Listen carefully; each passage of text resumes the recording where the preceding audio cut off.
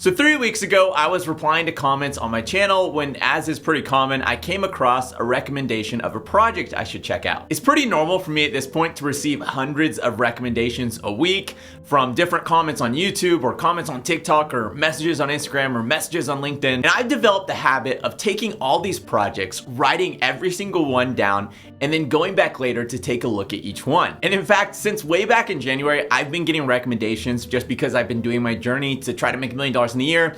I would have a lot of people, especially on TikTok, who would recommend me different crypto projects saying, hey, like this one's gonna blow up. If you get in there, that'll get you all the way to your $1 million goal. And during that time period from January to now, I've had pretty much every good and bad project come across my radar at some point. And I can still remember back then people commenting and saying, hey, you should check out this project Hex. Like, I think it's gonna blow up. Or you should check out this project PancakeSwap. I think it's gonna blow up. Or you should check out this project Shiba Inu. I think it's gonna blow up. And sometimes I almost kick myself because, back then people were telling me to jump into these projects. I didn't jump into any of those projects back then.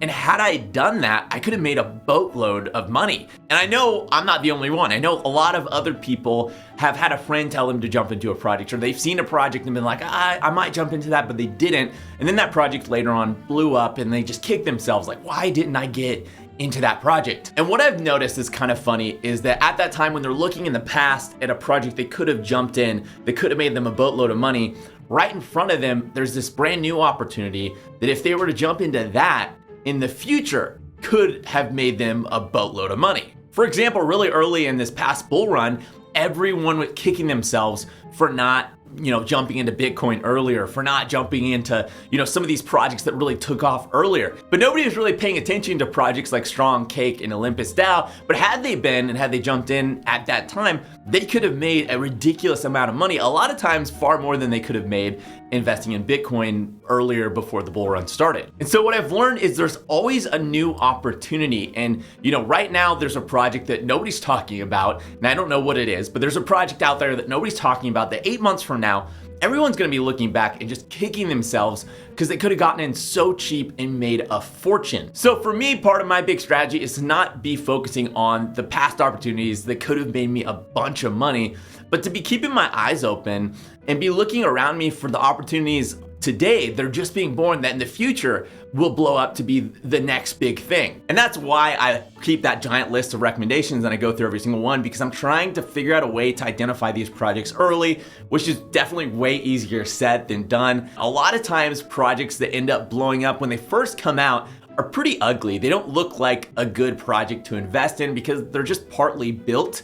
And so it's really hard to recognize their value and see their future potential. Anyways, to go back to what I was originally talking about at the start, I'm reading through my comments, responding to comments, and I get this recommendation from this guy named Jeremy421. And he says I should check out this project called EverGrow. And usually, while I like to take my recommendations, throw them on the list, and check them out later, at that time, for whatever reason, I decided to actually go in that moment and search this coin, EverGrow. Arriving on the website, I noticed right away it was a cheaper quality website. It looked like it was almost like a template that somebody had thrown together. If you really looked closely at the logo, you could see it was a really low res file. Which for me, when I look at the design of the website, I think a few things. I think, well, how is this product being marketed? And if it's a poorly designed website, then it's probably being marketed pretty poorly. As well as what is the quality of the project? Well, if it's a low quality website, then it's probably a low quality project. That's not always the case. They say you should never judge a book by its cover. And I've definitely found great projects that had low quality websites. So I continued to look through the website. And when you first load up the website, the first paragraph reads this: EverGrow works on autonomous, frictionless yield farming and liquidity generation protocol. Simply hold EGC tokens in your wallet and earn passive income in Binance pegged BUSD. Accumulating wealth has never been this simple. And the basic impression I got from that paragraph is that if you hold EGC in your wallet, you can hold it in whatever wallet you have, you're gonna get paid BUSD as a reward. It's kind of like staking rewards, but without having to actually stake your crypto, which kind of sounded a little bit interesting to me, so I decided to keep on reading. EverGrow is a deflationary token designed to become more scarce over time.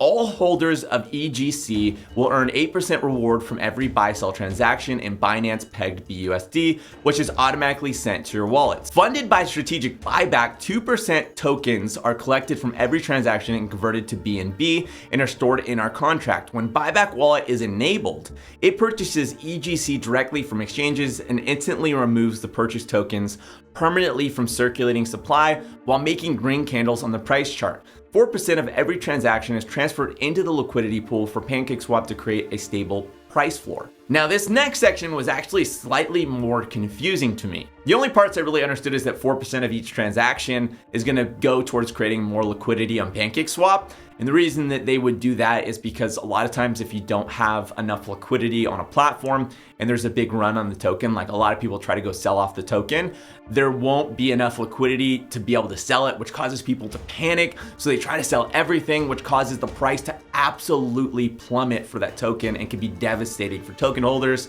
So it's really, really important to have enough liquidity available for people who want to sell. And it seems like their way of addressing this is taking a percentage of the transactions and dedicating it towards liquidity.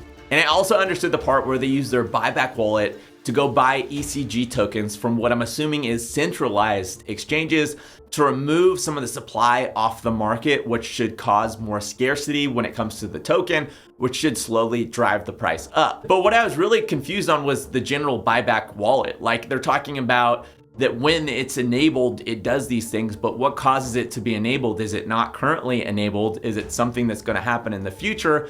Or is it something that turns on and off? As well as I was a little bit confused on how they're collecting these transaction fees. Since they don't own the exchange, how are they actually collecting these transaction fees? The next section said more of the same, but also mentioned a 14% tax whenever the ECG token is transferred between two wallets. I still wasn't quite clear on how they do this tax because I've never seen anything like it, but I continue to read on. And then under all that, they had their general roadmap and plans for the future, and they seem to want to launch an NFT marketplace, which it seems like everyone is launching an NFT marketplace these days. They have plans to do NFT lending, which I've actually never heard of anyone doing that, so that did sound kind of interesting. As well as a subscription platform, staking pools, a play-to-earn game, and their own swap. To me, it seemed like a lot of marketing buzzwords that they had thrown in there just to kind of maybe hype up the project. It seems like they're actually working on developing these things, but why somebody would come to the ECG platform to use something like an NFT marketplace when just about everyone else has an NFT marketplace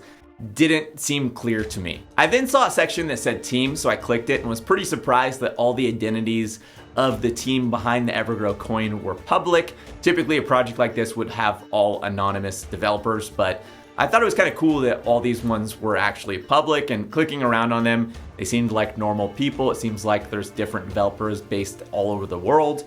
And from there, I jumped over to the white paper to try to get a grasp of how this thing works. And one thing I started to notice is that in a couple different places, it was a bit odd. They would say, on one section of the website that 2% of the tokens that they got from their tax was used for the buyback wallet.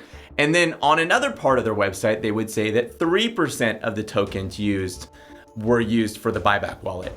And in the white paper, it also said 3% was used for the buyback wallet. And those little errors, while not a deal breaker, did strike me as a bit odd. After reading through the white paper, I was a little bit surprised that it didn't really include any additional information on the project. It was basically all the same stuff that I'd already read on the website, just put in the form of a white paper. And all of this kind of left me at a dead end. I had basically looked through all the documentation, the website, and at the end of my search, I almost had more questions than when I had first started. Despite that, I'm gonna try to summarize the general idea for the project. Basically, as an EverGrow token holder, you're gonna get paid BUSD for every transaction done in the EverGrow ecosystem. Basically, any transaction involving ECG tokens gets taxed at a rate of 14%.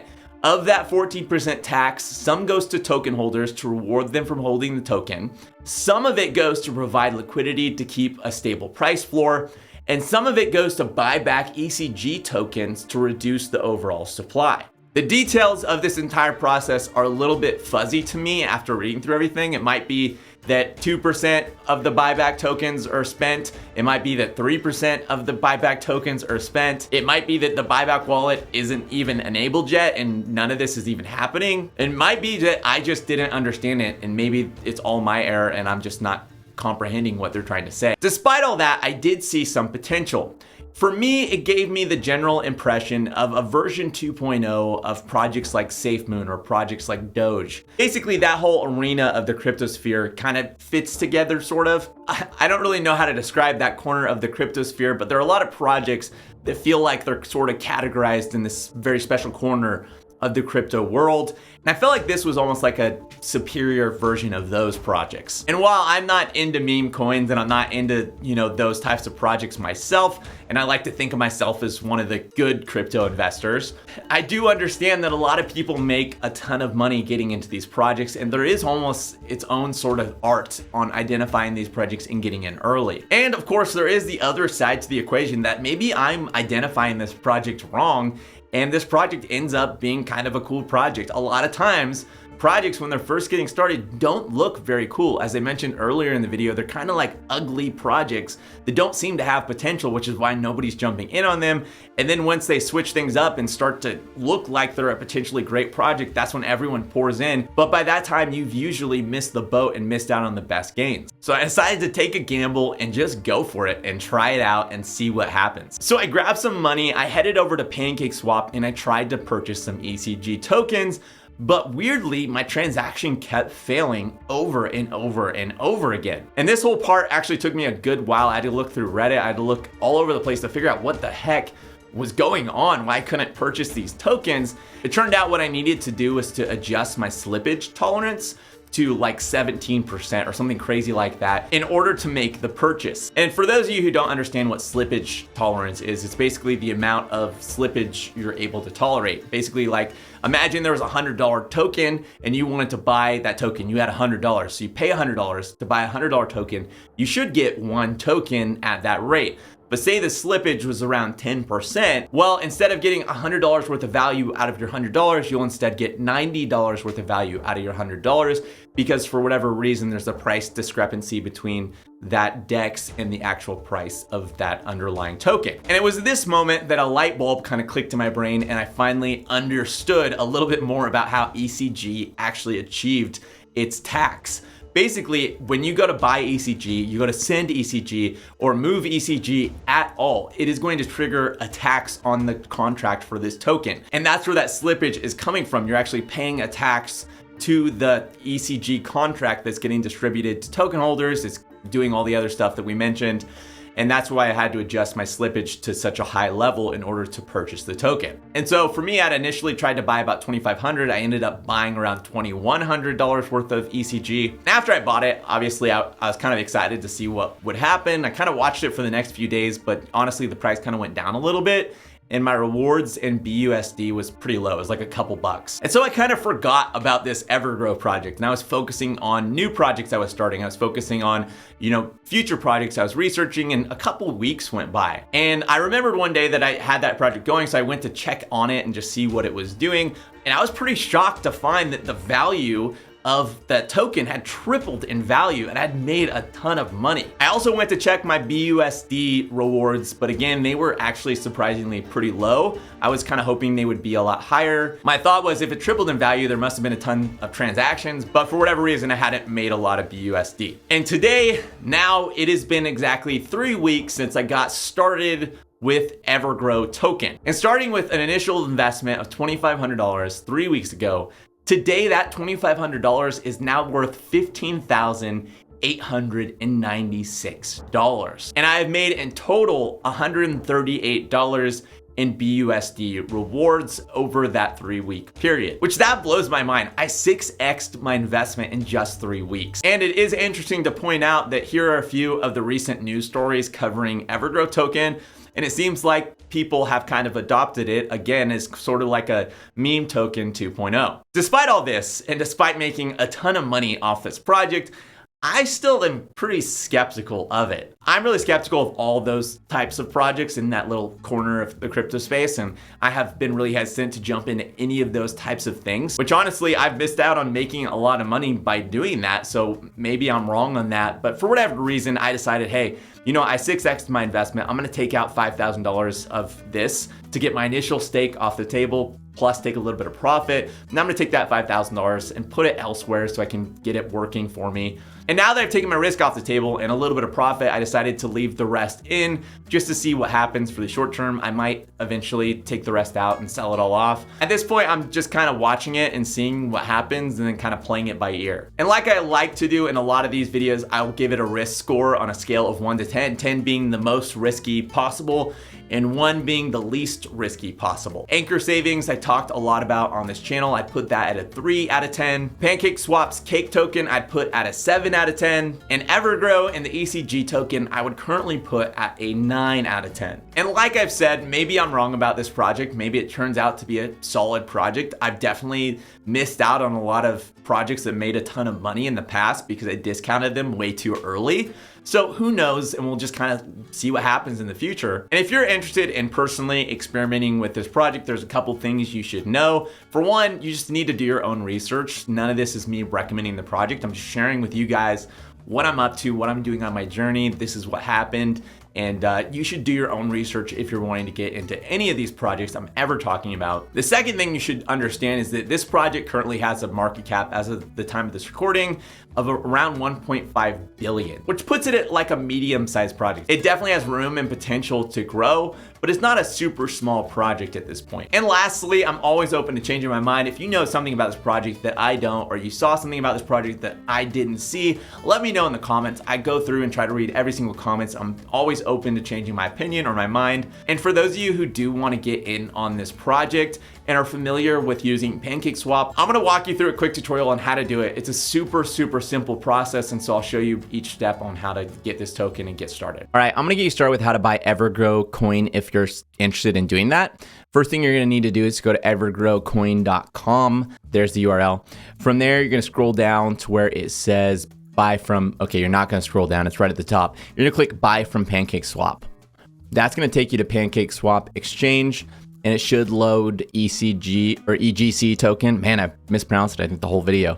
It should load EGC token. If it doesn't, it'll do a little pop-up that says, hey, are you sure you want to load this token? Anyone can create a token, and be sure that this is the right token. And you have to click a little checkbox and click confirm. The first time I did it, I think I had to do that. But once you do that, it should load up here fine, and the logo should look like this, and the symbol is EGC. If you're unsure if you actually got the right one, you could type in EGC token or EverGrow token into Google. You could go to CoinGecko right here. You could then go to the contract, which is right here, and click copy. And then you can search that contract directly in here. So you'd search it like that, and then it would show up right here. The next thing you're gonna have to do is click this little wheel right here, and you're gonna have to update this to 17%. And then it's gonna say your transaction may be front run. You're gonna have to up this to 17% in order to buy it. At least every time I went to buy it, or even sell it, I had to up it to 17% in order to do that. It would not let the transaction go through. So like, for example, let's say I wanted to buy some ECG and I'm gonna spend 50 bucks in UST. If I click swap right now with the slippage being at 0.5, it should give me an error. So I'll click confirm swap, and it's gonna say this: the transaction cannot succeed due to error, execution reverted, pancake router, insufficient output amount. So in order to make that go through, you have to change this to 17% is like the magic number. I found that works. Once you do that, it'll go through. I think it's because of that tax that we talked about earlier, that you have to have that amount in order to pay the tax. So once you do the 17%, your thing goes through. You should swap, it should be fine. And once you've swapped it, that's literally all you have to do. You don't have to stake it anywhere. You don't have to click any buttons. Once it's in your wallet, you'll get paid the BUSD rewards, and that's it. If this video is helpful and you liked it, please hit the like button. It helps my channel grow and get this video out to more people. As well as let me know your questions in the comments below. I try to go through and read every one. At this point, I'm probably hitting up about 70% of the comments just because I get so many, but I do spend a little bit of time each day going through the comments and trying to reply and answer questions. And if you want to see more content like this, make sure you hit the subscribe button and the little bell next to it if you want to be notified each time I actually release a video. If you don't hit the little bell, you won't actually ever be notified when I release a new video. It'll be up to you to go to the subscriptions tab and find me and then click on my channel in order to see when I release new content. But hitting the little bell allows you to actually get a notification each time I do an upload. Thanks for watching, and I'll see you next week.